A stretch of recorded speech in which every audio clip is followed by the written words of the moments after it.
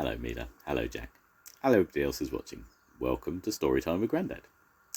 Today's book is Rosie and Jim at the Seaside. The Ragdoll was on her way. Jim looked out of the hatch.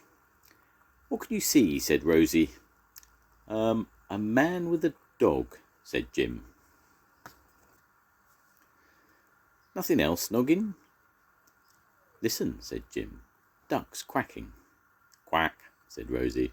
"Follow John." Rosie and Jim followed John along a grassy path, round by a letterbox, and over a sandy hill. And then they all stopped. "Look," said Jim. "Super fizzy," said Rosie. "What is it?" said Jim. "Greeny blue stuff." The sea at last," said John. "It's the sea," said Rosie. "There's a lot of it," said Jim. Rosie and Jim followed John across the sand.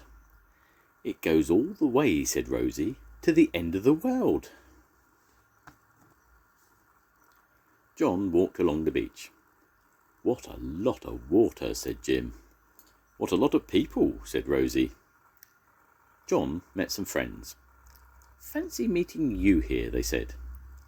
The children were building sandcastles. "Can I help?" said John. John didn't notice that Rosie and Jim had joined in. What a wonderful castle they built. It had towers and gates and rooms and a secret tunnel.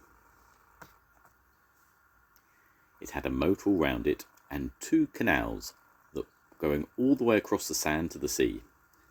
The waves lapped at the end and sent little waves down the canals, making the toy boats rock to and fro. John said, "I can't remember building all that." Oh, how Rosie and Jim rolled in the sand and poked each other and laughed.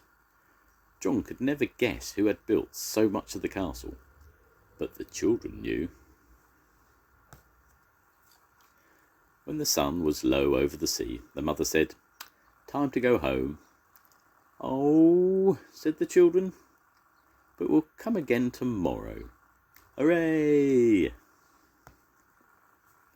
"I'm not going home," said Rosie. "What?" said Jim.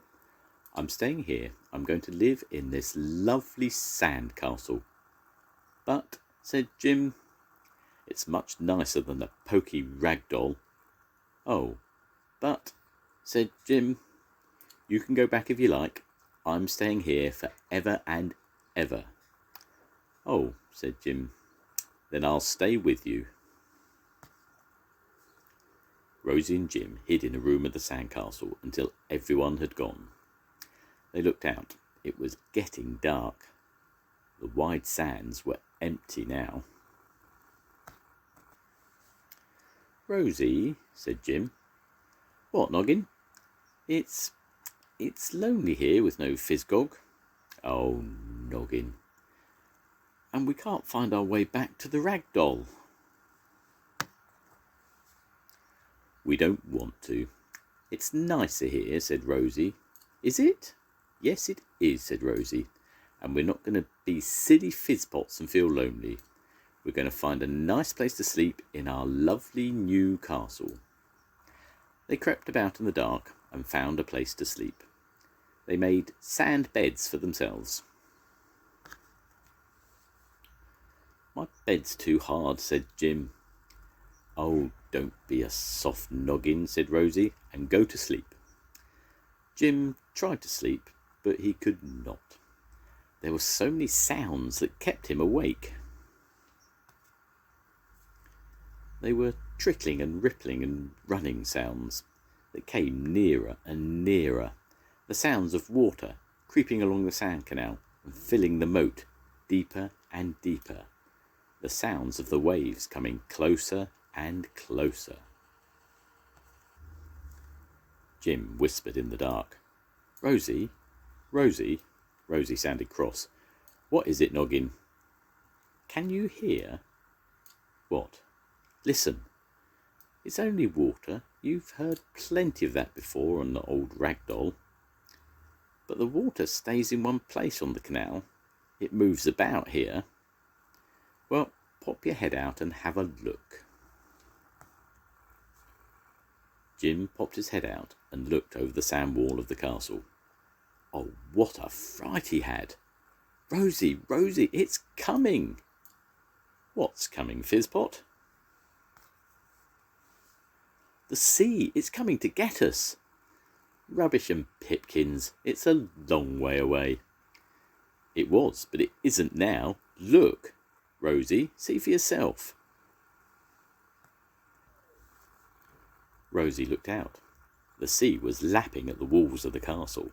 As they watched, a bigger wave came and knocked down all the front wall. The water flooded in. Run! Shouted Rosie. Rosie and Jim ran. The water reached across the sand as though trying to catch them. They looked back and saw a big wave knocking their sandcastle down. More waves came and smoothed the ruins over. Soon there was nothing there but smooth sand and water that became deeper and deeper as they watched.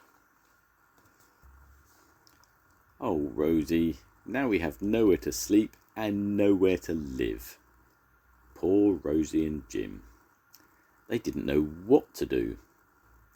They huddled by a tussock of grass, trying to shelter from the cold sea wind. Then they heard a voice.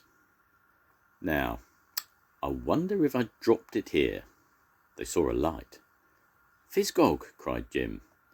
Quiet, said Rosie. Follow that light. There it is, said John. He picked something up and put it in his pocket. He didn't see the two draggled Ragdolls were following him. He was in a hurry to get back to his warm boat.